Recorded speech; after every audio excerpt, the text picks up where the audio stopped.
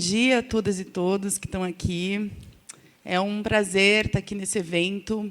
Agradecer ao Fórum de Fundos Soberanos, aos prefeitos, representantes de governo, aos gestores, e principalmente aos gestores de Niterói, que ajudam a escrever essa história tão diferente na gestão pública do Brasil, em nome do Heitor e do Lucas, que trabalham à frente da gestão, tanto do comitê gestor quanto do comitê de investimentos do Fundo de Equalização da Receita de Niterói. Eu estendo os meus cumprimentos a todos os gestores de Niterói. Bem, quando a gente criou o Fundo de Niterói, lá em 2019, a gente tinha um desafio de criar um fundo que fosse uma poupança para as próximas gerações, que guardasse recursos e que fosse, sobretudo, um colchão de amortecimento de choques de receita que a gente vivenciou em Niterói, porque a receita do royalties ela é muito imprevista, ela varia em função do Brent, do dólar, da produção, né? E a gente sofreu alguns choques e a gente entendeu que a gente precisava desse colchão para segurar o nosso fluxo de caixa, né, as nossas despesas correntes e investimentos. Então, a gente começou a fazer essa poupança com regras para poder guardar e para poder fazer o saque diante de uma emergência. Depois, a gente entendeu que a gente precisava de uma governança diferente, né, porque a gente tinha ali uma governança que dava 90% de CDI de resultado, que era marginal, ou seja, dá para melhorar muito mais. Então, a gente foi buscar benchmarks e, assim, a gente localizou outros municípios do Estado do Rio, de outros lugares do Brasil, que também estavam constituindo fundos semelhantes. E aí a gente falou, bom, vamos, então, com a ajuda da Jim Family, fazer a constituição desse fórum para discutir, de um lado, quais são os propósitos que motivam e orientam esses fundos, como estabelecer uma política de governança adequada. E, assim, a gente começou os nossos trabalhos. Hoje, em que momento que a gente está? A gente tem os fundos, alguns sendo constituídos, como Itabira, por exemplo, agradecer a presença do prefeito, Conceição do Mato Dentro, Congonhas. Tem um modelo de governança sendo estabelecido. A gente melhorou, no caso de Niterói, para 103% do CDI, dos investimentos. Porém, a gente, de um lado, não tem lastro de regulamentação para poder fazer opções mais arrojadas de investimento, e, de outro, e aí eu me lembro muito ele é presidente hoje da Petros, qual que é o nome dele? Pô, o Leandro sabe aqui. Cadê ele? O Henrique Jäger. Ele falou uma coisa que não saiu da minha cabeça naquela época que a gente estava constituindo o fundo. Você não faz a gestão de 150 milhões igual você faz de 1 bilhão, 2 bilhões de reais. Então, agora, os fundos, juntos, com 7 bilhões de reais, exigem dos gestores um outro tipo de gestão. E a gente está, justamente, nesse momento, pensando nesses caminhos, né?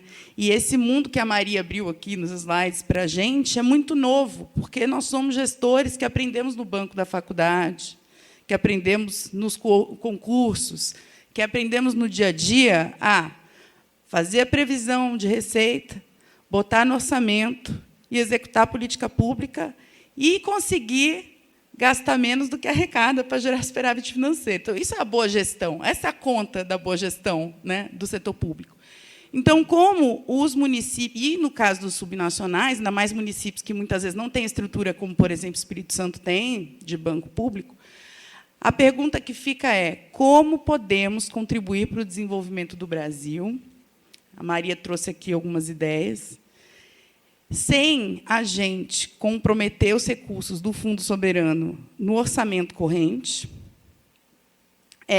E uma outra coisa, que é o desafio que eu queria puxar aqui para a mesa, para que vocês ajudem a gente a pensar, é como fazer com que sejam projetos regionais, locais, né? Porque a gente tem uma demanda também da sociedade, de onde esses recursos estão, de que a gente promova o desenvolvimento nessas regiões. Tá? E aí, para essas perguntas aqui para os convidados, eu chamo, então, a fala O primeiro palestrante, o Jorge Arbache, ele é professor de economia da UNB, possui mais de 30 anos de experiência na formulação de políticas econômicas, financiamento do desenvolvimento e projetos e finanças corporativas. Durante o seu trabalho na CAF, sua equipe desempenhou um papel fundamental na aprovação de aproximadamente 8 bilhões de dólares anuais em diversos setores, com ênfase particular em infraestrutura, energia, negócios verdes, power shoring e finanças corporativas. Com a palavra, o Jorge Arbache. Obrigado, Maria. Obrigado ao Fórum pelo convite. O que eu ouvi aqui dos prefeitos mais cedo, dos secretários, é mais do que música, né? Essa visão tão sofisticada, tão estratégica, sendo ou fazendo parte da agenda dos gestores públicos. Isso para mim, é algo que está para lá, que não é nada óbvio, e mostra que sim, a gente pode ser otimista quanto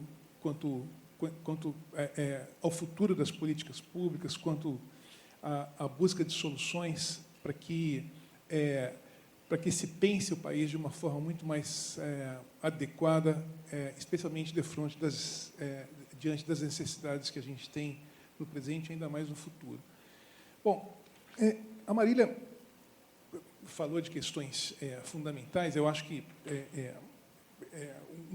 existe um desafio, o desafio per se dos gestores, quando decidem criar um fundo soberano. Esse talvez seja o grande desafio, talvez a grande inovação. Alguém falou aqui agora há pouco, acho que Fernando, que a grande inovação, a maior de todas, foi a decisão de um prefeito ou de um governador de alocar recursos para criar um fundo soberano. Veja, isso também é algo para lá de óbvio, né? Mas, uma vez que se cria esse fundo, a questão é o que fazer, como melhor gerir.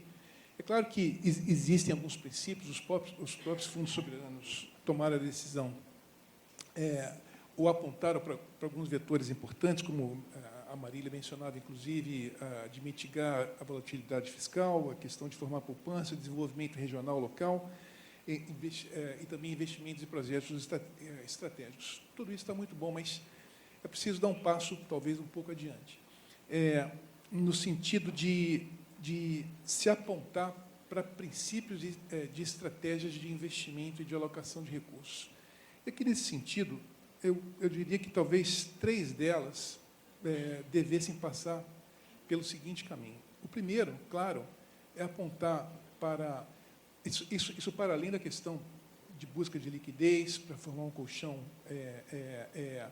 de proteção da volatilidade fiscal. Olhando para outra parte, aquela parte que você tem talvez um apetite um pouco maior de risco, que você tem uma visão talvez de um pouco mais de longo prazo, a questão é o que fazer.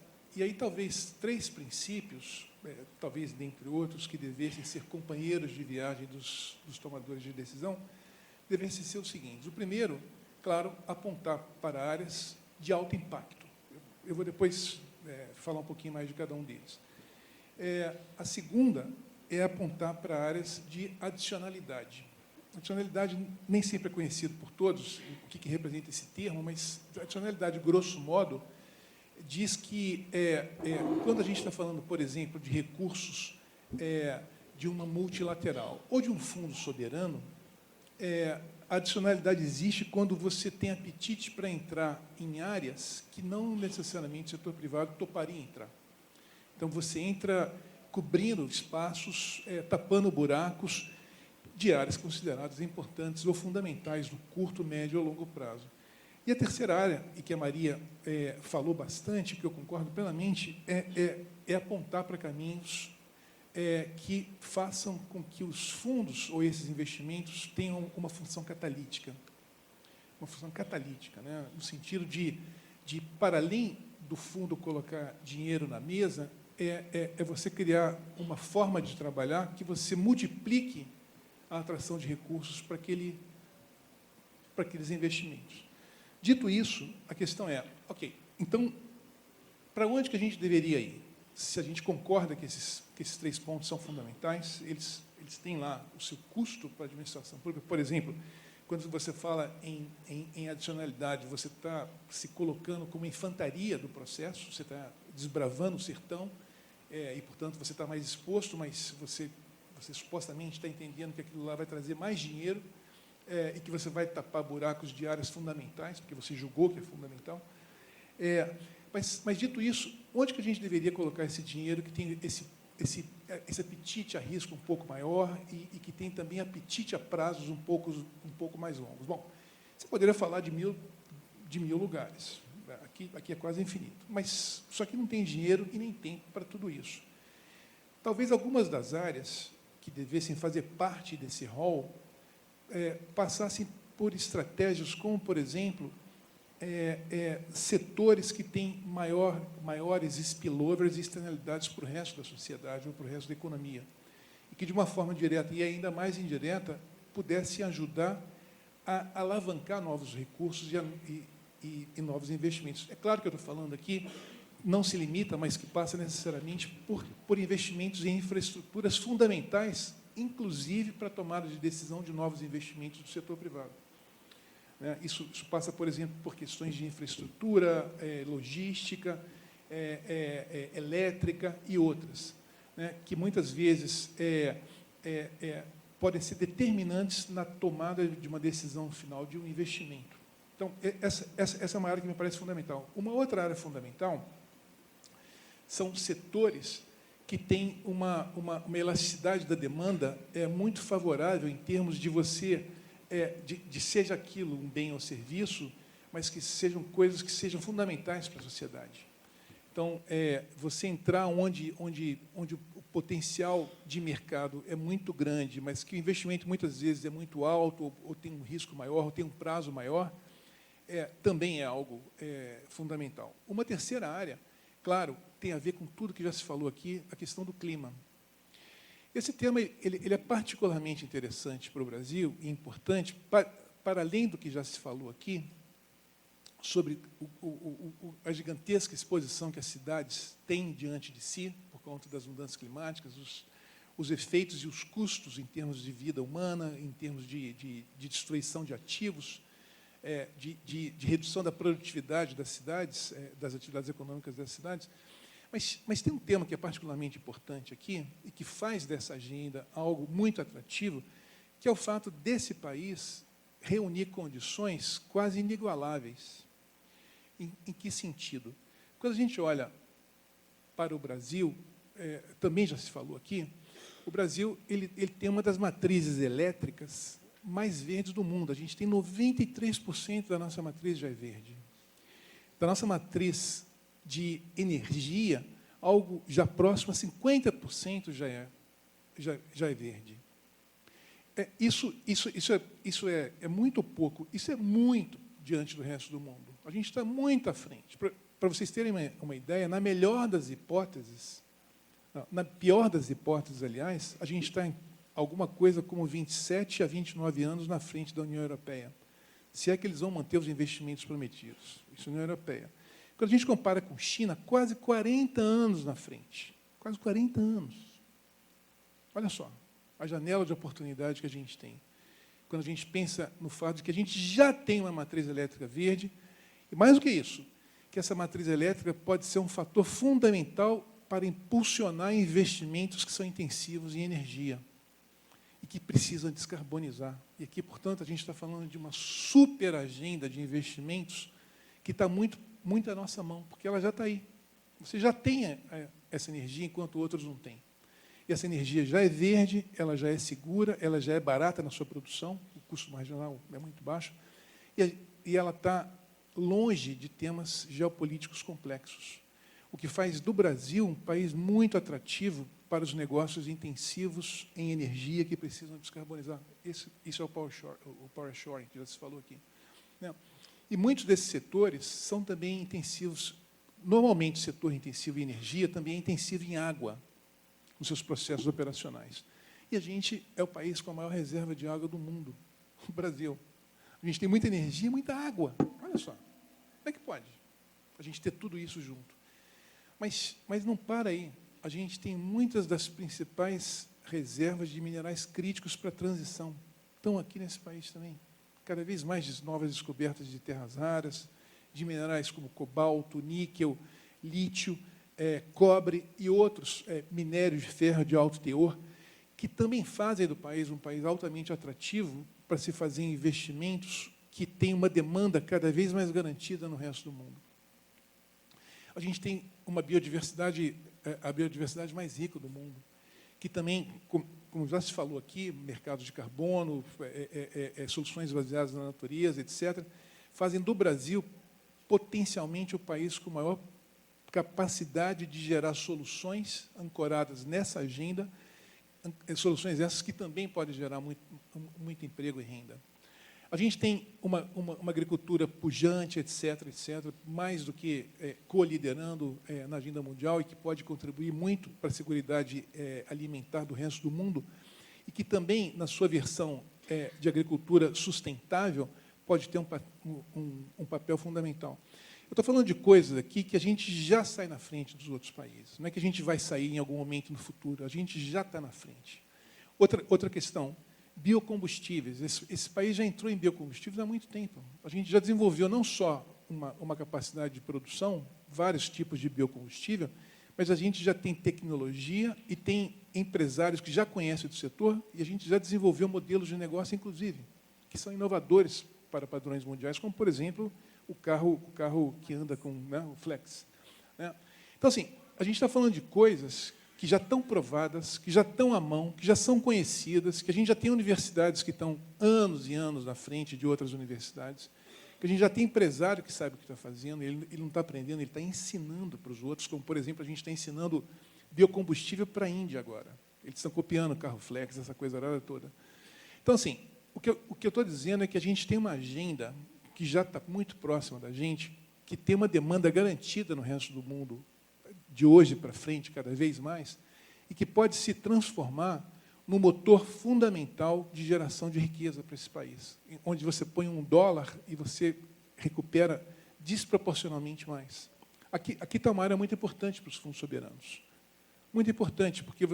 Porque são todas áreas que geram muita riqueza, geram inserção na cadeia global de valor, geram muitos empregos, muita arrecadação tributária e muito impacto no território. Todos esses setores que eu falei são setores de cadeias de valor longas, que ajudam a diversificar. Então, assim, o prefeito de Itabira mencionava aqui mais cedo, né, como que a cidade virou para o bem e para o mal, refém da mina de minério. Né? A gente não pode esperar que casos como esse se repliquem pelo Brasil afora, para aí a gente começar a pensar em soluções como Itabira já está pensando. A gente não pode cair nessa armadilha. Então, o que tem que se fazer? Pensar de maneira estratégica. E os fundos soberanos têm que fazer o quê? Eles não só têm que pensar em setores como esses todos que eu falei, mas ele tem que, e a Maria falou muito bem, eu vou repetir a Maria, os fundos, na sua natureza, são setores que têm que trabalhar com apetite de risco e com prazos mais longos, por natureza. E, nesse sentido, esses fundos têm que se verem como um ator fundamental para catalisar recursos, para trazer dinheiro, seja de outros entes aqui no próprio país, entes privados, ou até mesmo, enfim, fundos de pensão, seja lá o que for, mas, marginalmente falando, ainda mais de recursos de fora, que se sentem muito mais confortáveis de trabalhar com um fundo soberano do que com uma entidade privada, ou de trabalhar com um fundo que seja privado, mas que tenha fundos soberanos, como um dos sócios, ou então bancos grandes, como, por exemplo, BNDES, BNB e tantos outros. Então, assim, essa capacidade de multiplicar recursos é muito mais importante do que a pura capacidade de fazer o investimento num determinado projeto. Então, assim, é fundamental já se pensar em investimentos, já pensando que eu estou trabalhando para catalisar, e mais do que apenas fazer aquele investimento. A função catalítica é muito importante. Claro que, para você fazer função catalítica, você tem que trabalhar com aliados respeitáveis, ter fundamental uma ótima gestão, governança, transparência, princípios claros, e isso já está acontecendo, isso já existe. Talvez essa seja uma outra grande inovação de toda essa iniciativa, essa fome e esse respeito por governança, transparência, accountability. Isso não é óbvio. E isso tudo são elementos fundamentais para se atrair recursos de fora ou recursos de terceiros. Então, assim, eu quando olho para frente, eu acho que a gente tem motivos, há motivos para sermos otimistas. Eu ia aqui, me esquecendo de falar, formas de como se pode catalisar, para além de identificar setores com alto potencial de atração de recursos, como, por exemplo, esses todos que eu já falei, power shoring, essas coisas todas, instrumentos como garantias, ou com apetite de primeiras perdas, ou apoio na emissão de bônus verdes, ou bônus sociais, ou bônus de gênero, seja lá o que for. Esse é um outro caminho bastante importante. Apoiar infraestruturas fundamentais, especialmente na primeira fase, que é a fase de mais riscos, e coisas dessa natureza. Aqui tem um papel muito importante, muito estratégico também, de novo com a visão de multiplicar. Então, assim, acho que foi a Marília que falou, não lembro quem falou, que os fundos têm 7 bi, ou algo assim, sei lá, 7, sei lá o quê. Se você pensa com uma visão catalítica, e uma visão de adicionalidade, uma visão de impacto, você não está falando mais de 7 bi. Você está falando de muito mais do que 7 bi. Muito mais. E é dessa forma que tem que se pensar. Com um plano de voo de médio e longo prazo, com a criação de uma agenda muito robusta do ponto de vista de governança, para que essa agenda fique comprada por todos, para que ela ganhe respeito e não fique exposta aos danos de críticas fortes sobre questões de governança. Então, assim, essa fase em que vocês se encontram, que é essa fase inicial de montagem desse aparato, dessa estrutura e do ganho desse respeito e da reputação, é a fase mais importante de todas, porque daí você corre o risco de criar uma inércia positiva. E criou a inércia positiva, tchau, vai embora. Então, assim, o papel de vocês, gestores desses fundos, prefeitos, governadores, vocês estão fazendo, o grande gol é agora, não é no final do jogo. O grande gol que vocês estão fazendo é agora. Então, assim, E, finalmente, bom, eu acho que já falei demais, eu acho que vou parar por aqui e de novo, agradecer e de novo, dar parabéns para vocês. 7-1. Obrigado.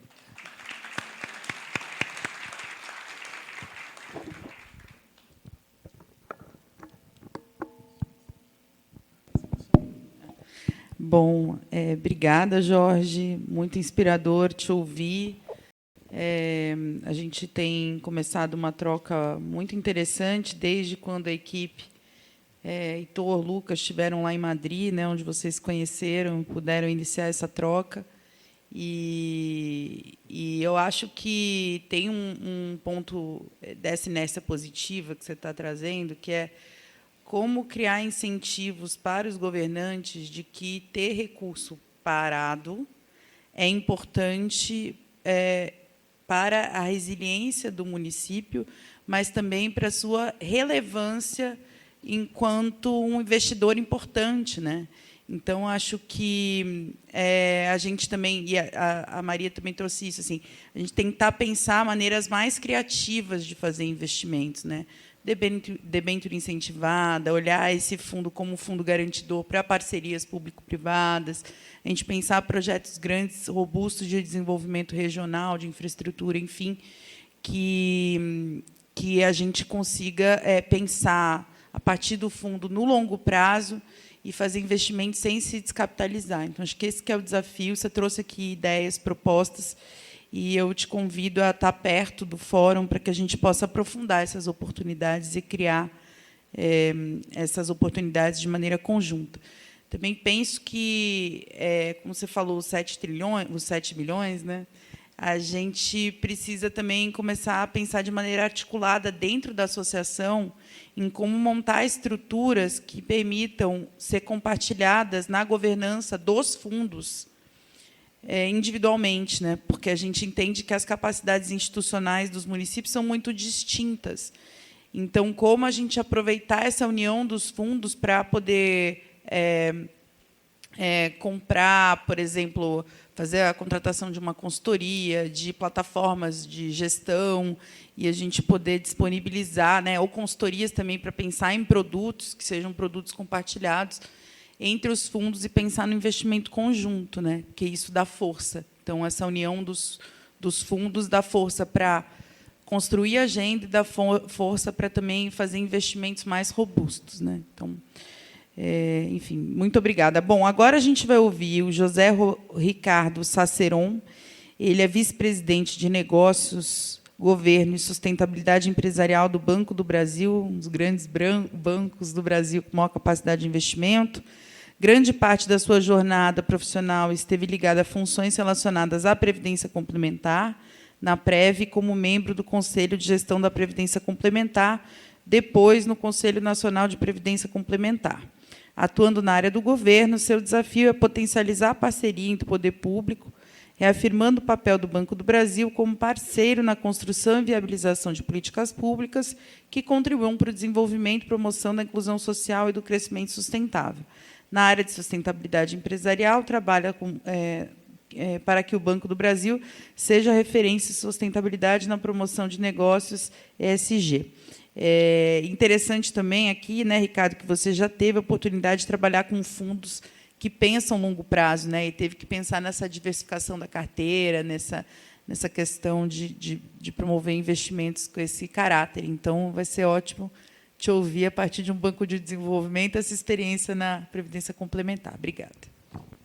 Obrigado, Aline.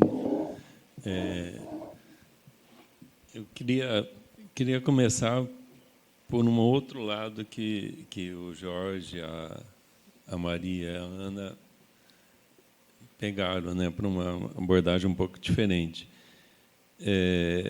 Olhando os fundos soberanos, recurso advindo de mineração e de petróleo. Ou seja, mineração é especialista em cavar buraco e petróleo é um dos grandes causadores do aquecimento global, né? Mas vamos deixar o passado de lado e vamos ver o que a gente pode fazer a partir desta realidade, né, para mudar e para tornar o planeta mais sustentável e mais amigável para a habitação de nós, seres humanos, né? E o Banco do Brasil tem uma história que tem alguma semelhança, guarda alguma semelhança com esses fundos. O Banco do Brasil foi o banco que, tem 215 anos, nesse período, a atuação mais forte do Banco do Brasil foi a agricultura. E a agricultura, em qualquer lugar do mundo, ela se amplia desmatando. É essa a realidade, né? Só que agora nós precisamos fazer o caminho contrário. Esta é a segunda realidade, né? E o Banco do Brasil ele tem um aspecto que é muito positivo a respeito disso, que ele tem uma capilaridade muito grande, agências espalhadas pelo Brasil inteiro, desde o Bioamazônia até o Pampa, lá do Rio Grande do Sul, né? E a gente tem a responsabilidade, nesse momento, Banco do Brasil e toda a sociedade, fundos soberanos, as prefeituras que os administram, de rever essa política que foi implantada no Brasil e no mundo durante muito tempo e ajudar a recuperar esta situação que nós estamos hoje. A Amazônia tem uma seca. Neste momento, a segunda, o ano passado teve, né, a maior reserva de água doce do mundo, né, está com seus rios, alguns rios secos, né, que é uma tragédia. A outra tragédia do Rio Grande do Sul, que a gente viu, né, não me lembro, acho que foi a Maria que expôs o quanto se vai gastar, né, para recuperar a produção, recuperar a infraestrutura naquele município. Então, a gente tem a obrigação, nesse momento, de rever essa situação e de colaborar para que a gente tenha um desenvolvimento mais sustentável. É essa a questão. Isso envolve captação de recursos, de um lado, que é fundamental. O Banco do Brasil, nesse período, a gente captou 30 bilhões de reais com organismos multilaterais, fundos colocados no mercado internacional e internamente. Então, captação de recursos a gente consegue fazer. Mas acho que o grande desafio está lá na ponta. É a hora que a gente vai tratar com o produtor rural, por exemplo, que está discutindo no Congresso Nacional hoje, flexibilizar a legislação, uma parcela deles, para aumentar o desmatamento, reduzir a área de cobertura vegetal que ele pode ter na sua propriedade, né? Então, a gente tem o desafio, primeiro, de captar recursos com um objetivo sustentável, e, segundo, de convencer a sociedade, convencer produtores que eles precisam mudar a sua lógica de exploração, tanto na agricultura quanto em outros ramos de atividade. Então, é essa a grande questão, né? O que o Banco do Brasil pode fazer nisso, né?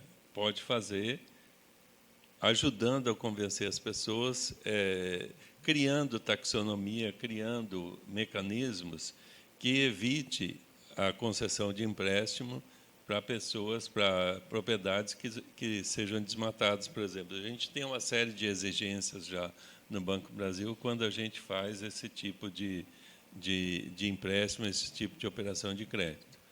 Como o Jorge falou, o Brasil está numa situação hoje muito mais avançada do que outros países. Ele falou, nunca é demais repetir, a maior reserva de água doce do mundo, a melhor matriz energética do mundo, né, quase mais de 90% da energia elétrica é renovável, e a melhor matriz energética também no combustível.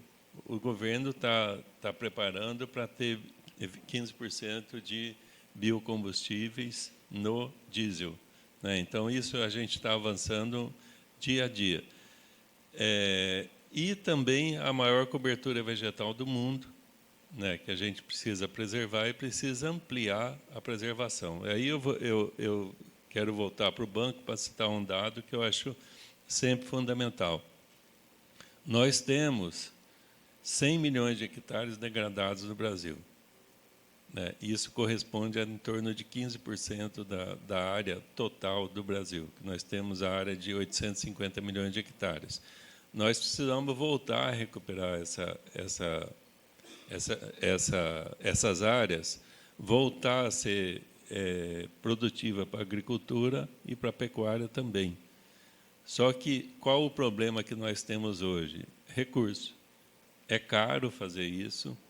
Se não tiver um investimento do governo, investimento público, muito provavelmente a grande maioria não vai voltar dos produtores, não vai recuperar essas áreas. Então, precisamos de investimento, e isso é fundamental neste momento. Em relação à energia, daqui a pouquinho nós estamos exportando energia, né? Essa é a verdade. A questão do hidrogênio verde, a produção de hidrogênio verde que se faz com energia renovável, ela pode acontecer no Brasil, mas nós não podemos perder essa oportunidade do Brasil de produzir não só hidrogênio verde, mas montar fábricas e exportar produtos com maior valor agregado com utilização de hidrogênio verde. Senão, a gente vai montar turbina eólica e placa de energia solar para produzir hidrogênio verde e exportar o hidrogênio, que são algumas plantas que já estão montando no Nordeste. A gente não pode perder a oportunidade, neste momento, de exportar produto com valor agregado. É essa a questão. E aí que entra os fundos soberanos. A gente pode discutir formas, pode encontrar formas de investir, tanto dentro dos municípios quanto em outros, potencializando e achando novas formas de desenvolvimento, de produção do município, porque um dia o petróleo vai acabar aqui na bacia de Campos, na bacia aqui na região do Rio de Janeiro, o petróleo do pré-sal. E se não acharmos agora um mecanismo, uma nova forma de produção, uma nova atividade econômica, os municípios vão ter dificuldade daqui a algum tempo. Esse é um ponto. Itabira e outros municípios que vivem da mineração também vão encontrar o mesmo problema daqui, talvez não muito tempo. Então, o recurso desse fundo pode ser utilizado tanto localmente quanto investir na transição ecológica, na transição rumo à sustentabilidade em outros locais do país, né? Então, eu acho que a gente precisa discutir formas. Eu não tenho receita para ninguém, mas a gente pode sentar. Aí eu coloco o Banco do Brasil nessa disposição, né? Trabalhar junto com o Fórum de Fundos Soberanos para a gente achar a solução para isso, inclusive para investir nesse momento, né, em fundos, captação, recursos para outras atividades sustentáveis, né, que aí o Banco do Brasil tem toda a experiência dele nisso, e ajudar e trabalhar junto com vocês para encontrar novas formas de dinamizar a economia nos municípios e nos estados. É isso que eu gostaria muito de falar. E dizer, para o final, é isso: a responsabilidade por recuperar o planeta, recuperar a economia brasileira com outras formas de desenvolvimento é fundamental. Obviamente, isso não depende só do Brasil, né? Quando a gente bota um carro elétrico para rodar no Brasil, a gente liga ele na tomada, a gente está abastecendo o carro elétrico com energia renovável. Quando liga lá nos Estados Unidos, está abastecendo o carro elétrico com carvão ou com diesel de petróleo. Então, não adianta nada ter um carro elétrico lá, que a poluição continua do mesmo jeito, a geração de CO2 continua do mesmo tamanho.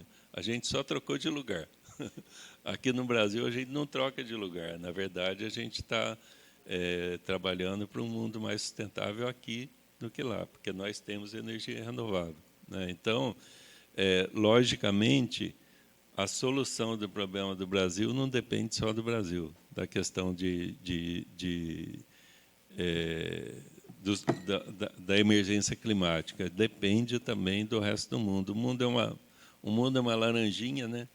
Olhando de cima, e essa laranja, todo o ar circula pelo mundo inteiro. Então, não adianta a gente fazer só aqui que o mundo inteiro não faça. E eu sou muito cético com a questão da mudança climática, não com o Brasil. O Brasil está muito mais avançado que todo país do mundo, mas eu acho que, enquanto os outros países também não fizerem a sua parte, né, sozinho a gente não vai resolver esse problema. Na COP28, só para terminar, eu sempre falo isso porque eu acho que vale a pena falar, Estados Unidos, quando os países resolveram colocar algum dinheiro para combater os efeitos da emergência climática, vocês lembram quanto os Estados Unidos se dispôs a colocar? milhões e meio de dólares. 7 milhões e meio de dólares, sinto muito, enfia no bolso e leva embora, porque esse dinheiro não vai servir para nada, é muito pouco. A gente precisa de bilhões, trilhões, tem cálculo que aponta vários trilhões de reais para combater a emergência climática, e os países têm que as COPs que estão acontecendo, os países se comprometem e não cumprem, né? Então, a gente precisa ter uma cobrança, mudar toda a governança global para a gente conseguir que, de fato, isso aconteça. Mas, em vez de ficar esperando os outros, vamos fazer o que a gente pode aqui. E a gente pode muito, já fez muito e pode muito mais, né? Então, a gente se coloca à disposição aí com o Fórum de Fundos Soberanos e vamos construir alternativas juntos. Tá? É isso.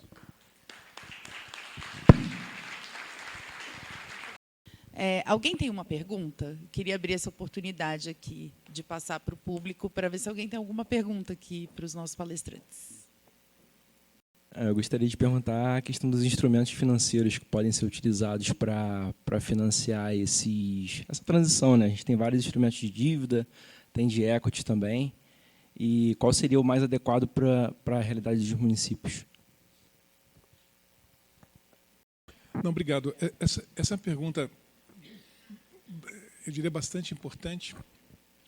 Eu acho, fundamentalmente falando, os fundos soberanos deveriam trabalhar com aliados que, esses sim, fariam a linha de frente, de identificar os instrumentos mais adequados, se é dívida, se é equity, ou se é um blend, ou se é a tomada de tempo para identificar riscos, para acompanhar operações, etc., para quem cuida de bancos, é algo que é muito que consome demasiado do gestor dessas operações. Eu estava em banco até poucas semanas atrás, em especial quando a gente está falando de operações privadas, né? Então, o ideal seria trabalhar com aliados idôneos, e, junto com ele, desenhar estratégias. Se é equity, se é uma dívida, ou se é um outro instrumento, se é emissão e apoio a um bônus, se é um instrumento de garantia, seja lá o que for, é algo que tem que ser deliberado, decidido, com uma visão estratégica e que atenda às necessidades de curto, médio e longo prazo do município e em atividades, como a gente falava, Sacerão e eu, que vão ter repercussões diretas ou indiretas no território, ali no território do município ou na sub-região. Isso é algo que tem que existir. Mas, como vocês sabem, alguns tipos de investimentos requerem mais equity em algum momento e dívida depois, ou só dívida, ou só equity, enfim. Eu diria que eu não teria uma resposta pronta. Eu diria que, como eu disse, você tem que trabalhar com aliados que sejam suficientemente robustos, críveis, com track record longo, e que entenda desses instrumentos e que, inclusive, pensem no desenvolvimento de novos instrumentos financeiros e de mercado de capitais, de tal forma que você atenda esse cliente que tem esse espaço adicional de fome e disposição a risco, que possam trazer um pouco mais adiante os benefícios para a população do município. Então, acho que eu diria, essa seria a minha resposta. Olha, no banco a gente faz captação de vários fundos, né? E os fundos, qual o grande desafio? É você chegar lá na ponta. Porque normalmente você capta um fundo para investir com pegada ambiental, com agricultura, com uma série de atividades, e a gente encontrar o tomador lá na ponta que siga as exigências que existem no fundo. Então, é essa a questão, né? Então, a gente tem vários fundos que lançou, eu falei, a gente captou 30 bilhões lá com organismos multilaterais, em fundos lançados no exterior, inclusive aqui no Brasil. A gente tem fundo e tem associação com algumas empresas que nos ajudam a trabalhar com esse público, com essa população. Então, o Jorge falou muito bem, você tem que criar um mecanismo de investimento, criar um fundo, uma forma de investimento e, ao mesmo tempo, você colocar lá na ponta. Eu acho que essa é a grande questão. Então, eu acho que a gente pode, com os fundos soberanos, a gente pode procurar uma forma de aplicar nesses fundos e a gente fazer a colocação lá para os nossos clientes, né? A gente tem muito cliente do banco, lógico, tem aqueles que eu citei que quer botar mais floresta abaixo, mas tem uma série deles que, de fato, tem uma preocupação muito crescente com a questão ambiental. Os frigoríficos brasileiros, por exemplo, hoje estão exigindo rastreamento, senão a Europa não importa carne, a China e assim por diante, né?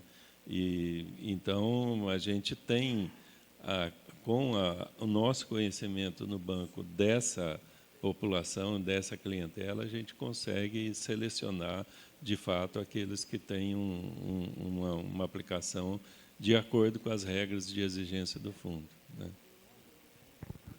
Bom, preciso terminar aqui. que eu, inclusive, não podia fazer uma pergunta, mas eu, eu abri aqui a oportunidade. Deixo aqui como provocação, viu, Saceron, que o Banco do Brasil nos ajude a pensar realmente nessas oportunidades, porque o que a gente percebe também é que muitos dos bancos públicos, junto aos entes públicos, são pouco arrojados e nos apresentam, muitas vezes, produtos de prateleira que não têm, inclusive, uma boa rentabilidade, comparativamente a outros fundos multimercado do mercado de capitais. Assim. Então, a gente precisou, para poder puxar o nosso resultado no benchmark do CDI, né, a gente precisou fazer uma composição da carteira olhando para outros bancos também. Então, é óbvio que a gente quer promover o desenvolvimento sustentável, óbvio que a gente quer aplicações seguras, mas a gente quer rentabilidade também, né? Então, acho que a gente tem que se desafiar a conseguir esse desafio conjunto, né? Como promover o desenvolvimento e ter retorno financeiro também. Então, deixo aqui como uma boa provocação para a gente poder continuar esses trabalhos no âmbito do fórum. Tá bom? Muito obrigada a todos pela escuta, pela mesa, aos nossos convidados, ao Sasson e ao Jorge Abate também. Obrigada.